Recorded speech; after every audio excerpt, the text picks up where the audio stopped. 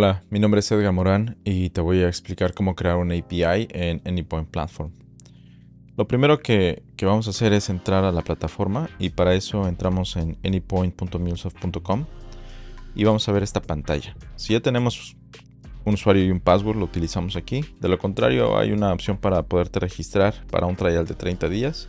Te va a preguntar algunos datos y ya. Una vez que tengas esa información, te va a permitir entrar al sistema. Nosotros ya tenemos una cuenta aquí, entonces vamos a ponerle las credenciales y listo. Una vez dentro de la plataforma de Anypoint, este es el homepage y del lado izquierdo te vas a dar cuenta que hay un menú donde aparecen varias opciones. Todo esto son digamos productos o apartados que tiene la plataforma. Y dependiendo de la suscripción que tu compañía tenga, puede que tengas más o menos cosas aquí. Por ahora nos vamos a enfocar en la parte de Design Center. Design Center es el módulo o es el apartado de la plataforma donde nos vamos a enfocar en crear toda la definición de nuestros APIs. Entonces, todos los APIs que estén expuestos dentro de la empresa van a estar aquí. Y como buena práctica esta debería ser como el origen de todas estas definiciones para poderlas implementar en tus aplicaciones.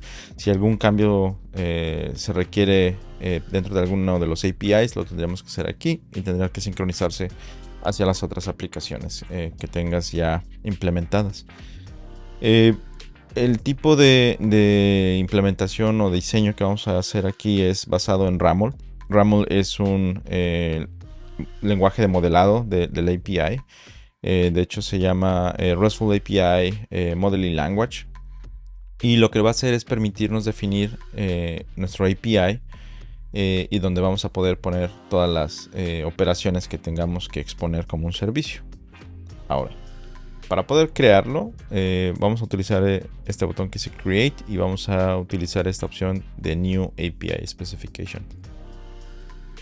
Ahora nos pregunta por un nombre. Es importante que sigamos las buenas prácticas y sobre todo el naming convention que se haya, digamos, llegado a un acuerdo dentro de tu empresa. El naming convention es muy subjetivo y puede ser que tengas algunas reglas en tu empresa que sean diferentes a otra. Al final todo depende de cómo tu empresa lo haya definido, ¿no? Algo que me gusta hacer a mí es definir los nombres de los APIs consistentes a través de todos los módulos de la plataforma. Por ejemplo, consistente en la definición del API, del nombre del API aquí en Design Center, que la aplicación en MuleSoft cuando se haga la implementación sea la misma. Y asimismo, si utilizas API Manager para poder activar el gateway, que el nombre también sea igual. Así de alguna manera tienes consistencia con los nombres, es más fácil de identificar. Y bueno, posteriormente va a ser más sencillo que hagas otras cosas utilizando, por ejemplo, el CLI de Anypoint.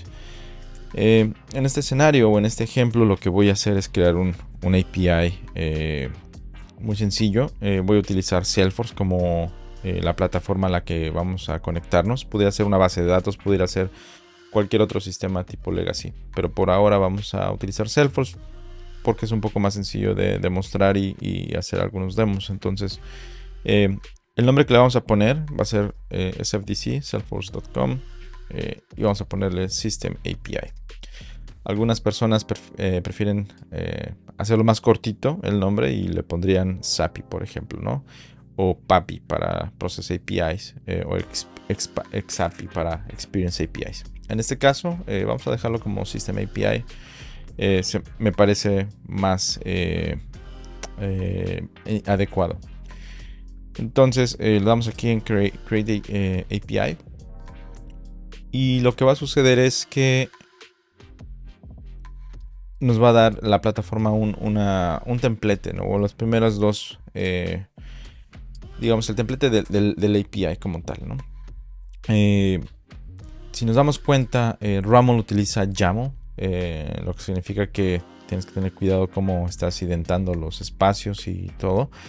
Pero está muy sencillo en Design Center porque al final te va dando los errores y te va dando qué nuevas opciones puedes incluir. Por ejemplo, si te das cuenta que aparecen muchísimas opciones, como por ejemplo en el template puedes crear nueva documentación, puedes colocar esta información, por ejemplo en el root, el base URI, media type, protocols, version, etcétera, ¿no? Es importante seguir o colocar la información dentro de la definición del API porque al final de cuentas esta información en la documentación se va a empezar a llenar y así seas tú el desarrollador, otra persona puede utilizar este API eventualmente. Entonces vamos a ir llenando algunas de las cosas aquí, pero por ahora en términos de definición del API vamos a hacer algunos endpoints básicos, ¿no? Entonces, por ejemplo, vamos a decir, quiero definir un API que sea un endpoint, básicamente, que me permita obtener cuentas, una lista de cuentas. ¿Cómo lo hacemos? Es simplemente definimos un diagonal, vamos a ponerle accounts y 2 puntos. Entonces, del lado derecho, como podemos ver, se empieza a llenar esa información, ¿no? Entonces, vamos a ponerle aquí account, vamos a ponerle aquí un description que sea obtener una lista de cuentas, ¿no? Una lista de cuentas. Vamos a utilizar una operación que es el get. Y dentro del get, si nos damos cuenta, aparecen otras cosas, ¿no? Podemos ponerle a lo mejor aquí directamente el body, si recibe query parameters, algunos headers. Y vamos a empezar a agregar más cosas, ¿no? Entonces, por ejemplo, aquí vamos a agregar un query parameter. Query parameter vamos a llamarle, no sé, limit.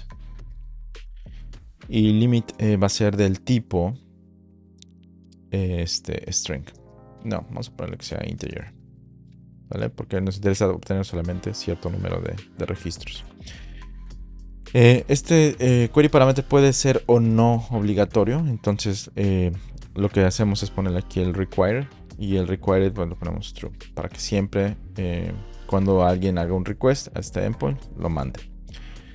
Ahora, ¿cómo definimos el tipo de respuesta que va a obtener, ¿no? Entonces, si yo me meto aquí y le pongo responses, el response va amarrado a un status code. El status code te va a decir si falló, si se obtuvo la información correctamente. Regularmente en un get utilizamos el status code 200 y definimos aquí, por ejemplo, un body, ¿no? El tipo de respuesta va a ser de lo que te va a regresar el API va a ser en JSON. Y aquí en esta parte vamos a definir un ejemplo. Aquí vamos a definir un ejemplo de la información que te va a regresar. Por ahora, si nos metemos en la documentación del lado derecho, vemos que tengo un endpoint que es cuenta o account, que es un get. Y cuando le doy en get, lo que está esperando es un query parameter que se llama limit, que es del tipo integer y es requerido. Y que tiene una respuesta del 200, ¿ok? Entonces, el siguiente paso aquí es, ya tenemos un endpoint definido, sin embargo, aún hace falta algunas cosas. Por ejemplo, el ejemplo de la información que queremos regresar. Entonces, si nos metemos aquí del lado izquierdo en la parte de files, podemos empezar a crear, por ejemplo, un nuevo folder donde podemos poner nuestro sample data, por ejemplo. Y dentro de este vamos a crear un nuevo archivo. Vamos a poner aquí un nuevo archivo. Donde podemos definir que sea un archivo en JSON. Y vamos a poner aquí, por ejemplo, accounts. Entonces creamos accounts. Es un array de un objeto donde vamos a ponerle un ID de Salesforce.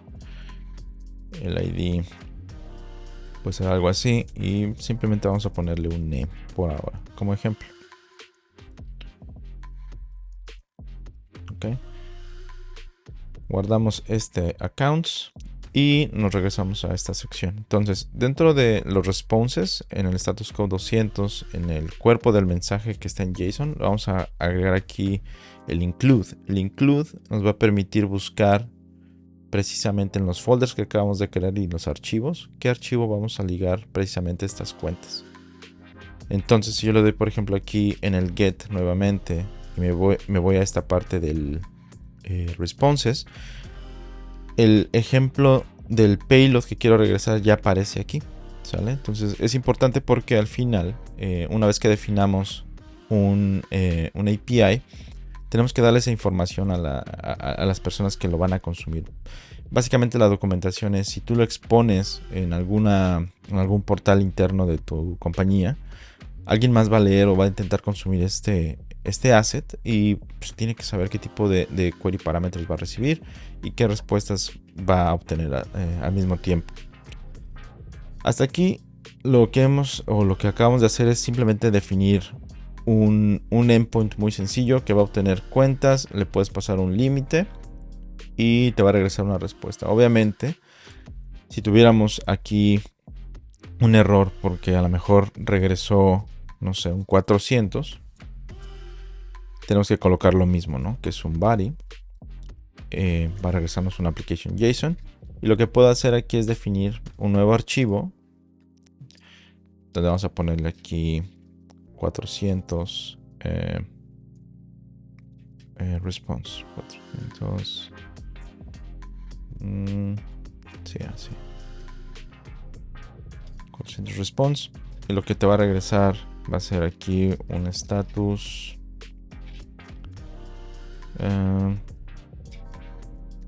Bueno, usualmente utilizamos message. Y que en este caso es bad request. Pero adicionalmente podemos ponerle details.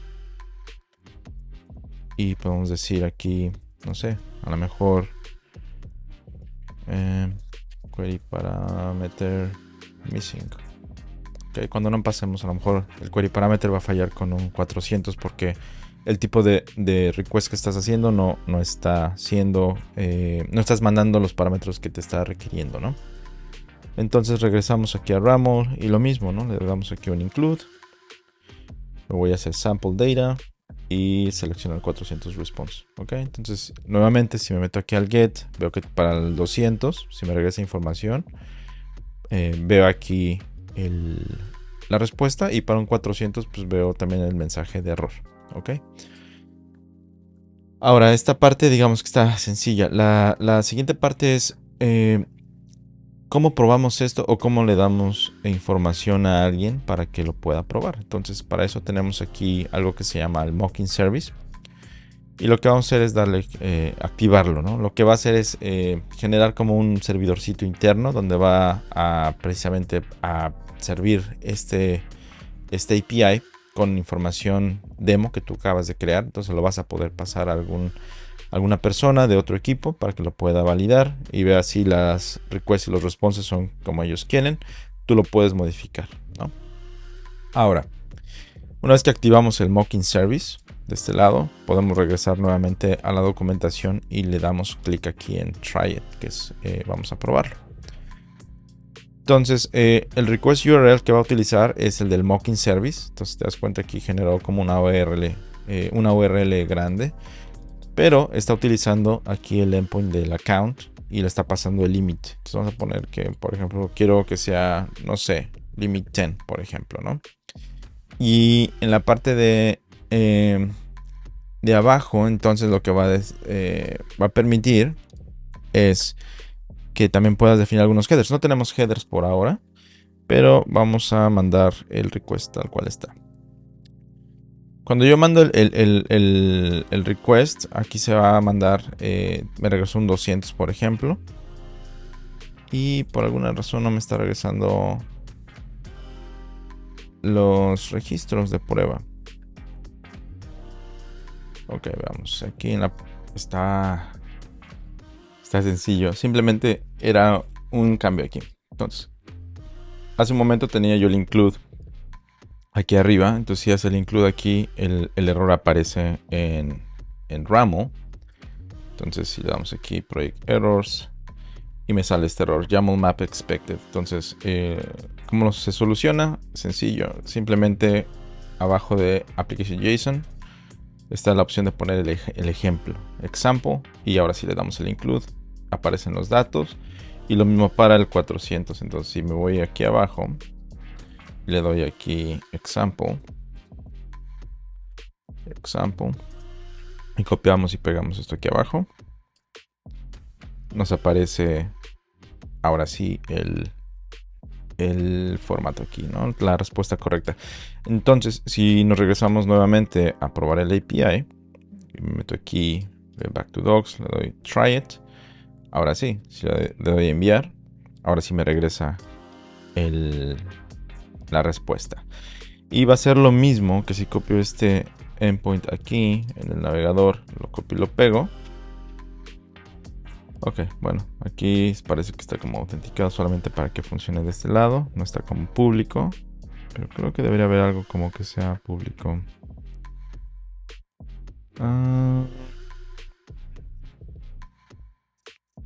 Sin headers. Ok, y este sería... Veamos si este es el endpoint. ¿Qué pasa si le damos aquí account? Y le paso aquí un limit.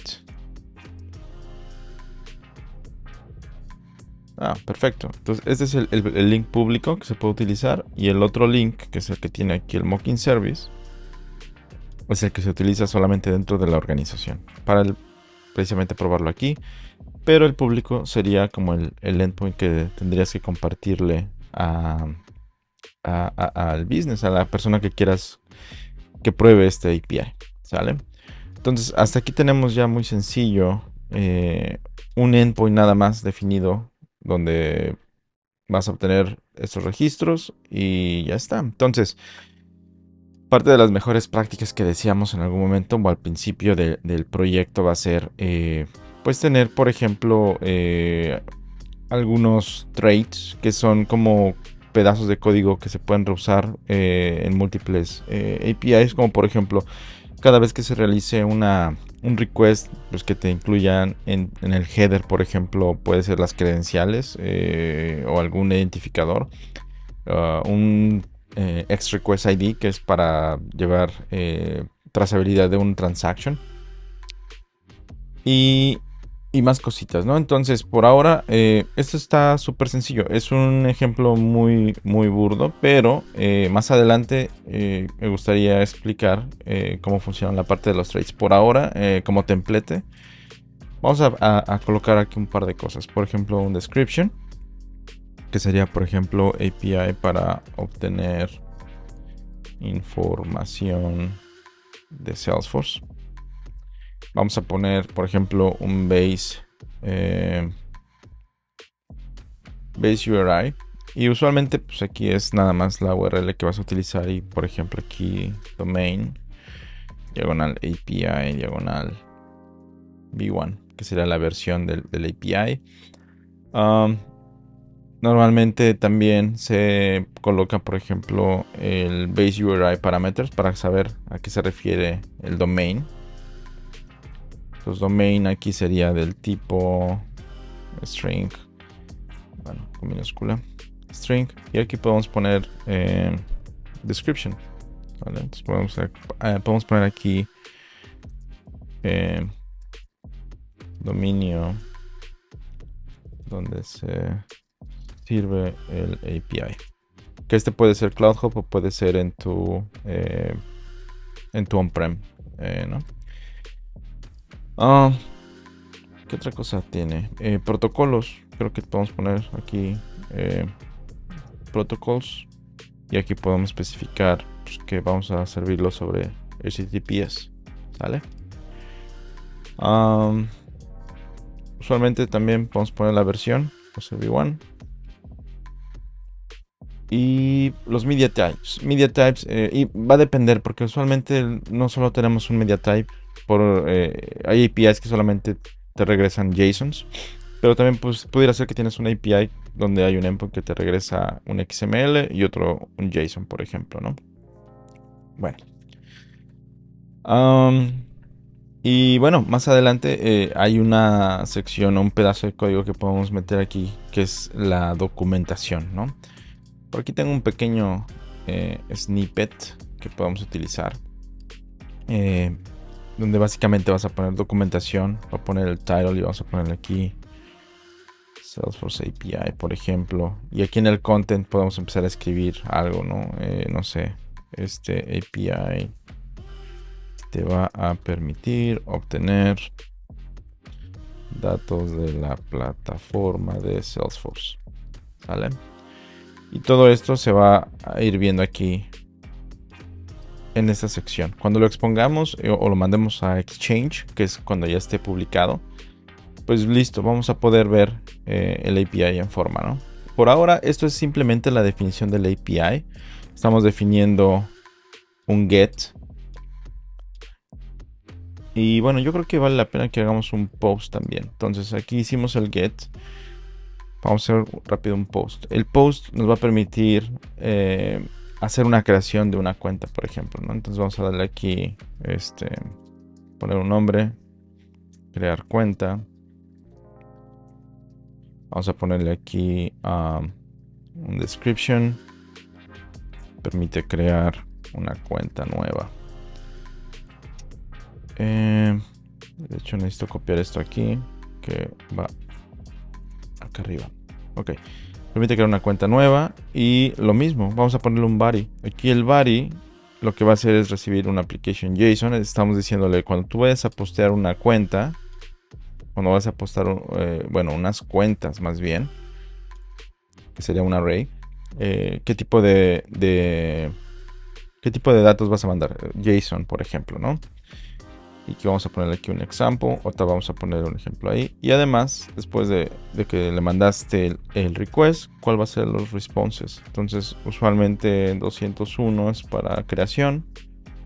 Vamos a regresar un body también con application JSON. Y ahorita ponemos un pequeño ejemplo, ¿no? Y bueno, los ejemplos rapidísimo. Vamos a ponerle aquí nuevo archivo. Vamos a ponerle otro. Vamos a poner que sea post account request, por ejemplo, donde el request, como decíamos, va a ser un array. De hecho, podemos copiar esto. No vamos a tener un ID, pero vamos a poderle pasar un nombre y a lo mejor un account number. Account number. Y aquí podemos poner algo así. ¿Sale? Entonces podemos repetir este un par de veces.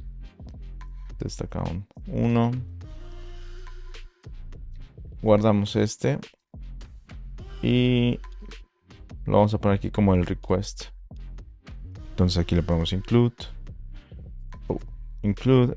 Agarramos de sample data. Post account request. Y en los responses lo mismo. Vamos a poner aquí en el example. Vamos a crear un ejemplo de salida que sería lo mismo.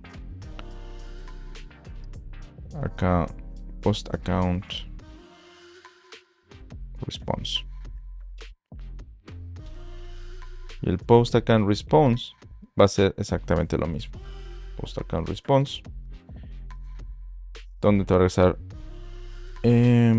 probablemente un ID de Salesforce. Y te va a regresar seguramente. Pues tienes que saber. Se creó. Success true. Pero también el mismo response te puede regresar. Ver el objeto completo. Te puede regresar ningún ID. Te puede poner regresar un false. Te puede regresar aquí errors. Donde errors normalmente contiene algo así como error. Un texto. Error message, vamos a ponerle. Ok. Entonces regresamos aquí al API. Le damos include. Y nuevamente, pero seleccionando el response. ¿Vale? Entonces si le damos un post. Le damos try it. Aquí vamos a ponerle domain. Localhost. Y le damos, este es lo que vamos a mandar. Le damos send. Y regresa un error. ¿Qué error regresa? 201. ¿Será algo con el JSON? Vamos a verificar. JSON se ve bien.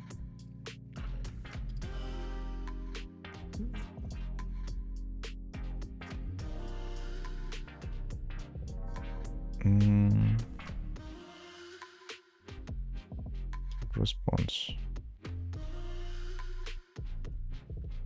Vamos a hacer response. Se ve bien el response.